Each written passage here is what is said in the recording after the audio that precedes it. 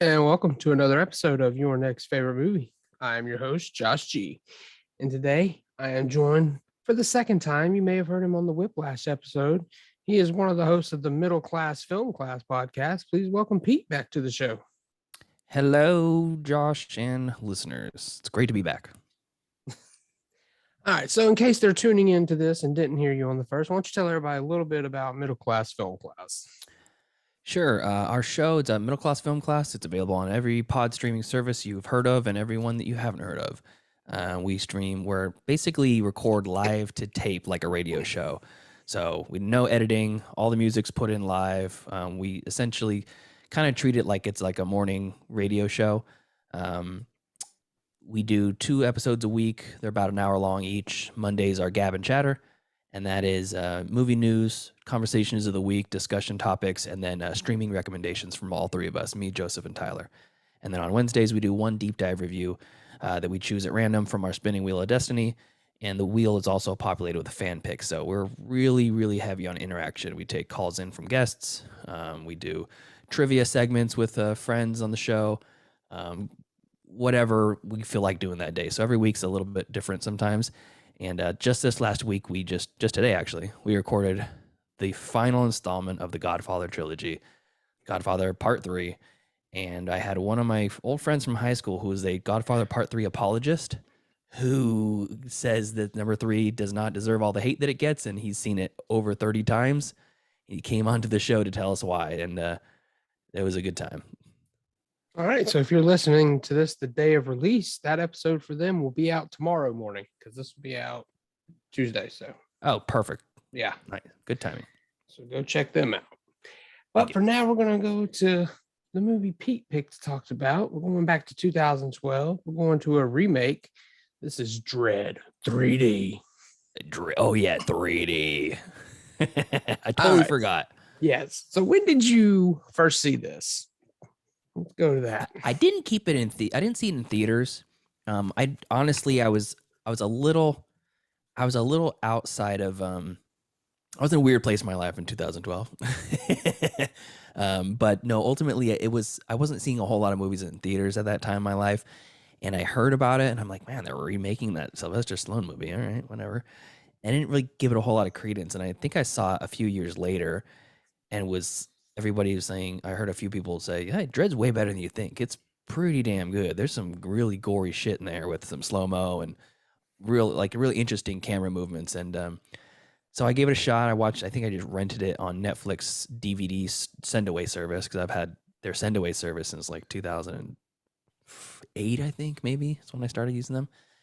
And I sent away for it on the DVD, watched it, and just fell in love. It was so gritty and way more bloody than the original. It's a way more serious movie, as cheesy and goofy as it is at times, like over the top it is.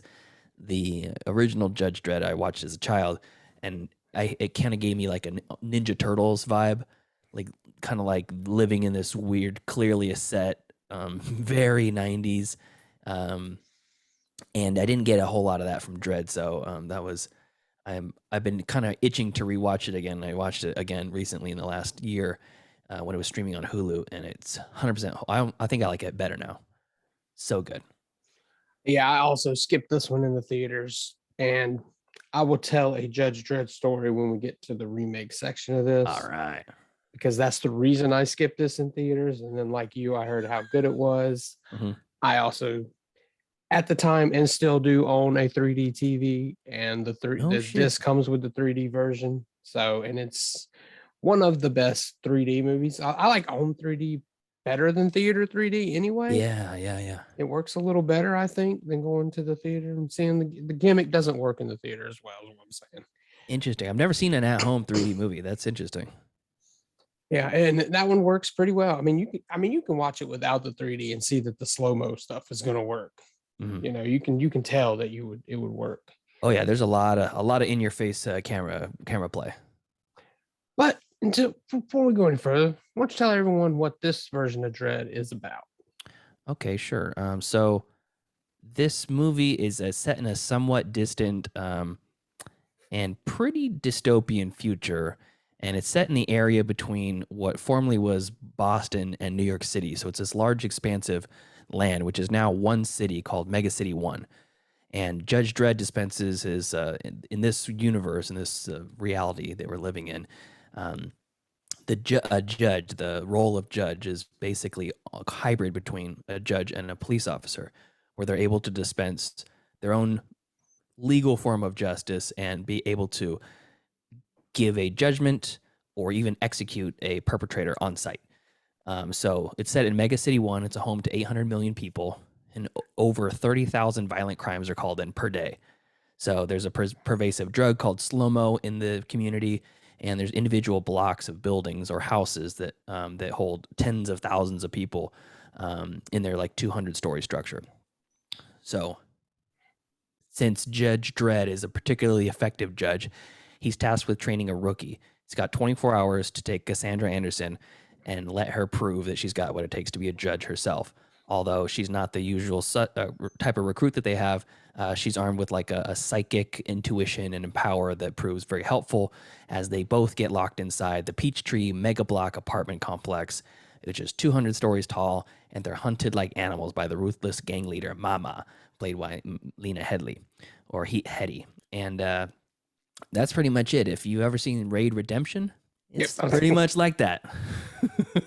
Work your way up floor by floor. Yes. Yeah, that's right. Just like a video game. All right. So just tell us a few things like what it is. Like you went back and you say you like it more. What is it that made you love this even more than before, I guess? Talk about why you love it. Well, the first time I saw it, it was kind of disarming how guttural and visceral the gore is. There's some like slow motion. I mean, so the drug is called slow-mo, and it kind of reminds me of the I think it's called Neuroin. I think it's called Neuroin. It's the drug from Minority Report, where they take it kind of like a little inhaler, and you breathe in the inhaler, and now time stops or slows down to like 1/100th of the normal speed. So these slow-mo heads are kind of hanging around, and they're in these little drug houses or drug apartments in this complex, and Judge Dredd will bust in, and they're all on slow-mo, so they see this door explode open, and it's ultra slow-mo camera, super high frames per second, and you see the wind of the shockwave of the bullets flying through the air, and when it hits one of the perps in the cheek, like you see their cheek explode out the opposite side. And they don't shy away from anything. I mean, there's bullets going through people's heads, through their faces, blowing hands off, and then it cuts back instantly to the full speed, and it's very fast automatic pistol that he's got, and it's really shocking. So that's kind of like, that was something that was very disarming for me when I watched it the first time, that I wasn't really paying attention to. I think like the absurdity and the humor behind it. I also didn't know who Carl Urban was.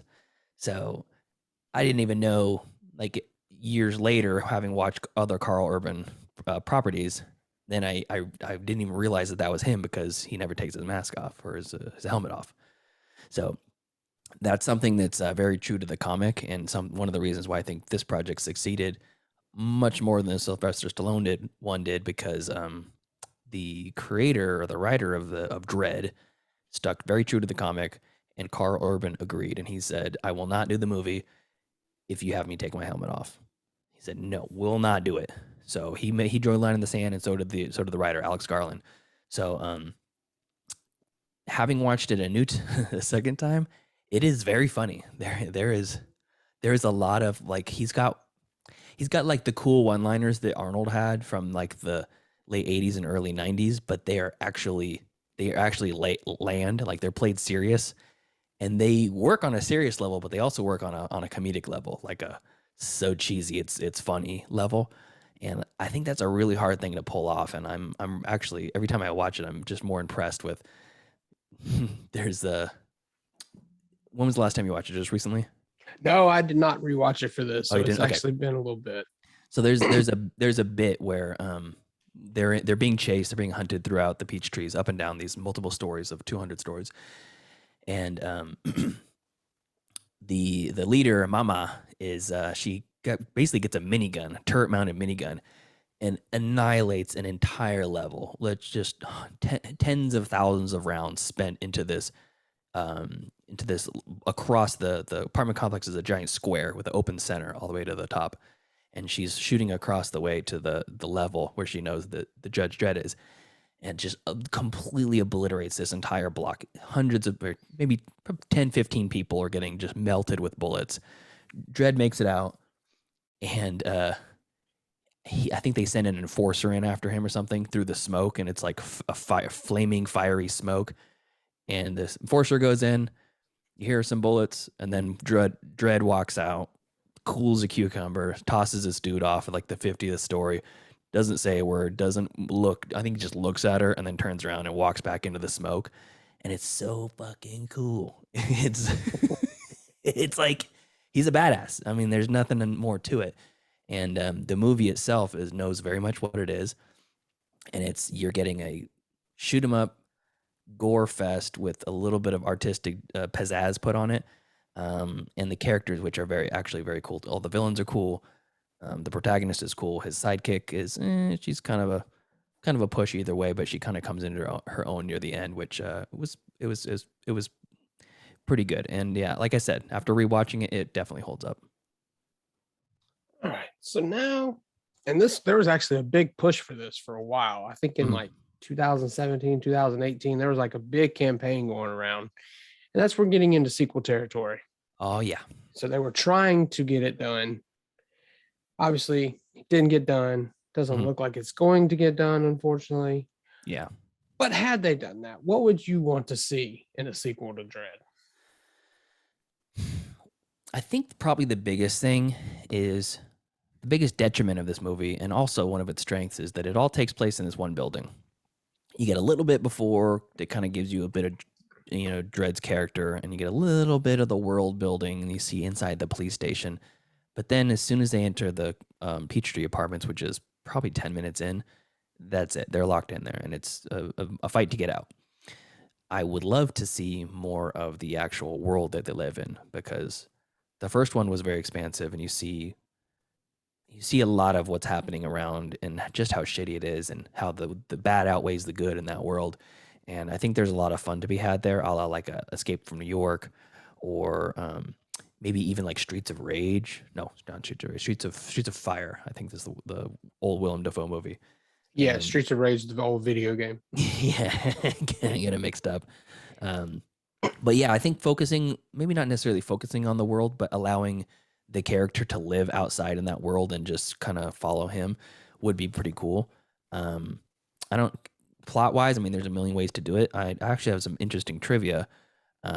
That when Alex Garland wrote this, is this what you were going to talk about? Go ahead. No. Okay, so when Alex Garland originally wrote was writing the movie and pitching it, he wrote 3 different treatments. So the first one was based off of the Dark Judge's storyline within the comic, and it features an encounter between Dredd and a rival judge named the Judge Death. But Garland abandoned that after he actually worked on it for like over a year, 16 different drafts in the story, and he basically said he couldn't come up with much on the storyline. It just didn't work. The second one he did was related to the Dredd's Cursed Earth storyline in the comic book, and that was abandoned for the same reason. And then the third treatment was an adaptation of a pro-democracy terrorist attack attacking the Judge's storyline, but Garland felt that the story and the ideas were just too grandiose in nature, and he wanted to stick with something more similar. He did say, however, though, that third version would make it into the third of a trilogy if it ever came to a trilogy. So maybe one day we'll get a second one, and that would be the storyline for the trilogy. I don't really see it happening, though. Alex Garland's on to big things now. So Yeah, I think you're right, unfortunately. I'd love to see it happen, though. No, I hadn't looked that up, so I didn't know that. So that's kind of cool. I have kind of heard that Alex Garland, while he was the writer, he almost pretty much directed this as well. absolutely, he did. So I guess the director wasn't doing too much there. That was Pete Travis is officially credited as the director, and he was actually, after the film was shot, he was prohibited from participating in any of the editing process due to disagreements between the producers and the executives. So Alex Garland took over the editing process, and he had such a big contribution that he was basically seeking to get a co-director credit. But it never ended up happening. And Pete Travis and Alex Garland released at some point. They released a joint statement saying that they reached a unorthodox collaboration, and that he was no longer seeking the co-director production or credit. So Carl Urban also confirms that Alex Garland was the director. So there you go. Very weird. Yeah, that is a strange. Well, you know what? I mean, it wasn't as big a disagreement, but I also heard that, say, like Tombstone, George P. Cosmatos, that basically Kurt Russell directed that while on set. Really? Yeah. I didn't know that. Yeah. I could see it, considering Cosmatos it doesn't have a lot of the hallmarks of his like directing style. It's a little bit more subdued in most of it. I don't know what Kurt Russell's directing style is, but I guess it's Tombstone. Maybe so.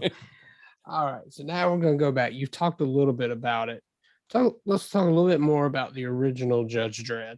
Like, you saw it as a kid. Did you just stumble upon it on TV? Yeah, I honestly, gosh, that's so long ago. I feel like I get that and Demolition Man like molded together in my head. So I don't like that. Demolition Man is fucking awesome. Judge Dredd is not. I just don't even recall enough about Judge Dredd to even. I couldn't even like pick out a scene. I'll probably go back and rewatch it as an adult, and all this like wave of emotion and trauma will come back to me. But as far as I remember, I don't remember loving it. I remember it being cheesy and kind of uneventful. But I do remember Demolition Man a lot, and that era of Stallone, plus the Demolition Man. He's got the black and red uniform for being the police officer or whatever. Isn't he? Is it? No, you're shaking your head now. That's Judge Dredd. See, in my head, in Demolition Man, he's wearing the same outfit. It doesn't have the red in it. It is it's pretty much black, I think. Yes, it doesn't, but the red is specifically Judge Dredd. Wait, so you're telling me that Judge Dredd doesn't have Rob Schneider in it? That's not fair. You didn't take the bait. That's not fair. That's not fair. Yeah, no, I don't remember much of it. But I don't remember loving it. I remember that the character seemed iconic. Like, I was like, this is somebody they're kind of pitching it like the advertising was pitching it kind of like as somebody I should know, but the character only comes from a British weekly comic strip called 2000 AD that was from 1978 up until like almost present day, I think. And so I don't know why American audiences should know that character, but he seemed cool. He did seem cool. And me and a couple of buddies, and if you've listened to the deep dive reviews you do, Chad and Chris, we were the ones. We went to go see this in theaters the summer of 95. I was 9 years old. Now, back then, my dad bought us a ticket and dropped us off to an R-rated movie. Hell yeah. They could do that. Nowadays, you got to have somebody in there. Come back with a pack of smokes, too. Yeah. But I remember us going down to the front row of the theater, all the way near the wall, because we were getting so bored with this damn movie that what we were doing was one of us would crawl across the floor behind the theater screening. They had a fire ladder up the back of the screen, and we were taking turns climbing up that, making each other laugh to keep us entertained. Because, I did not like this movie. That bad, huh? Yeah. And I revisited it a few years ago, and I was like, it's still not good. And I really don't have too many thoughts on it. I don't even remember much about it then, other than him screaming, "I am the law." But I do remember the slurred shouting. Yeah. I am the law. Yeah, I can't do a Stallone. There's no way. I think I'm adding that to my watch list right now, just for you. And then we can do a spinoff called My Least Favorite Movie. Oh goodness. And see, that I try to promote positivity. And so if someone brings that one to me, I will look. Every movie is someone's favorite movie. So. That's right. I did a guest spot on a show that I don't know if it ever aired. Now that I'm thinking about it, like 9 months ago, and it was about Snake Island, a movie called Snake Island, and it's like a low budget kind of sci-fi type movie. And it's just about a bunch of people that they're trying to go on a trip and they get stuck on this island called Snake Island. And guess what? There's a bunch of snakes there. And and at one point, one of the snakes is watching these people dance, and he's getting turned on by it. And then he gets on the DJ table and starts scratching the records. And I'm like, what is happening with this movie? And I looked on Letterboxd, and there's 5-star reviews for that movie. So, yeah, that's insane. It's got to be someone's favorite movie. It has to be. It has to be. But now back to the task at hand. All right. And that's yeah. Since we're definitely probably not going to get these sequels, maybe we can get a remake. Okay. I don't know if it'll be good, but who are you putting in some of these roles? This is a very, very difficult question because when I envision Judge Dredd, I cannot see anyone's chin except for Carl Urban now. That scowl is like burned into my mind. But there is one very iconic chin that I would love to see under that helmet, and that'd be Henry Cavill.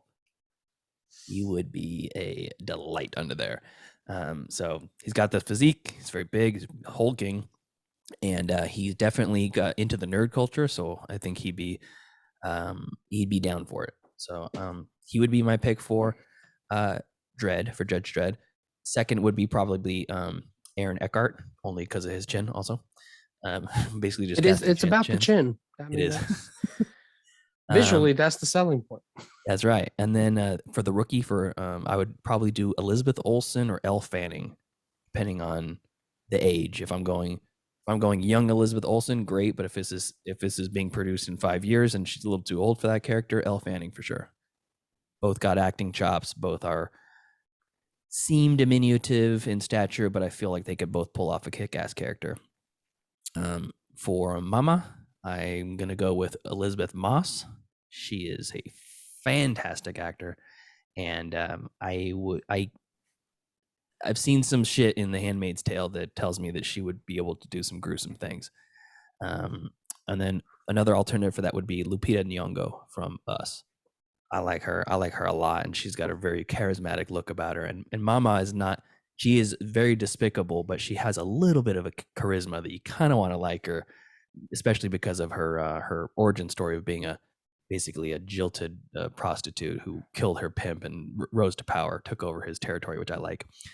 For the hacker, who's played in Dredd by Domhnall Gleeson, I'd replace him with Kieran Culkin. He's already got the stringy sort of never seen the sun look, or Topher Grace for the same reason.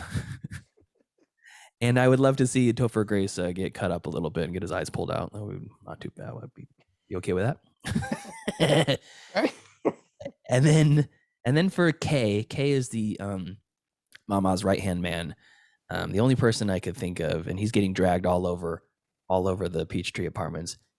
He's not a particularly charismatic character in Dredd, but I feel like they could do that a little bit better if they were to put someone who is charismatic, like Andy Serkis. He would be my pick. Love me some Serkis. All right, yeah. All right, that sounds good. All right, final pitch time. Someone hasn't taken a chance on Dredd. Maybe they're just still not convinced, and they still have the taste of Judge Dredd in their mind, in their mouth. You got to get it out and get them to take that chance. And this is your pitch to sell them on. It's not streaming for free anywhere, so your pitch to rent it. Yeah, my $4 pitch. All right, so if you're in the mood for an action movie that is both nonstop, gruesome, fun, energetic, goofy, over the top, but also done in a very realistic and a very real feeling way. I know that it's basically the same thing, realistic and feels real. Then Dredd is your pick. Another benefit of watching this movie is that you can, it's just like, I'm saying almost the same thing from the Whiplash episode, but you have an auteur like Alex Garland, who's making things like Ex Machina and Annihilation and the TV show Devs, the TV series Devs, which was a fantastic concept, high concept show. And then the upcoming Men movie that's going to be releasing this year. You want to see where he got his start? This is where he got his start. This is his first directed movie, although he's not credited for it. We all know what happened. And he wrote the screenplay. He spent a year writing a screenplay that he threw away because it wasn't good enough for this movie. And you get this. So a lot of people discount credit action movies for just being kind of shoot 'em up and mindless and whatever. And this is that, but I feel like it's like the best version of that. So very, very fun, entertaining characters, great cast, very simple storyline. And I don't give two shits that it's like Raid Redemption. Miss me with that. I don't want to hear it. There can be two movies about people fighting to the top of a tower. There's been 1,000 Die Hard movies. It's fine. That is fair. Yeah, that's right. I mean, Avatar is just Ferngully, so whatever. That's one I still have never taken a chance on. So Avatar? Yeah. It's all right. Well, I have the 3D version, so Oh man, I've heard it might be worth it for that. I'm coming over, dude. Let's do it. Across the country. That's right. I'll have a flight tonight. All right. I think that's going to wrap it up. Watch, tell everyone, remind them where they can find you and the podcast and all that good stuff. Sure thing. So let's just go into your whatever podcast service you're listening to this on right now. Flip down, go to the search bar, type in middle class film class, and hit the subscribe button. You will not regret it. It's fun. It's funny. We have nothing off topic, unless you have very sensitive ears and you don't like the occasional cussing and talking about bodily fluids. Then you're going to be fine. It's a very fun show, and I mean, I'm telling you, we go everywhere from stories about Army Hammer potentially being a cannibal to discussions about what your favorite favorite day of the week and time of day you would like to watch a movie on, and everything in between. It's a fun time, and the three of us, Joseph, Tyler, and myself, we're good friends in real life, and we record in person because we all live near each other, and it's a really good time. So give us a shot. All right, and as always, you can follow the show. Twitter and Instagram is the best place. Twitter is the best place. ynfmoviepod. Like I said, if you're listening here, just go ahead and hit that subscribe so you don't miss another episode. I'll be back next week with a special double episode week. I will have Duncan on from the Good Day to Podcast. Good Day, yeah.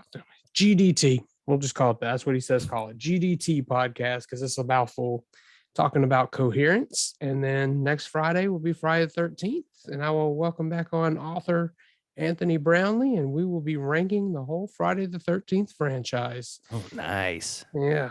So until then, you guys take care, and I will talk to you next time. Thanks for having me, Josh. Absolutely.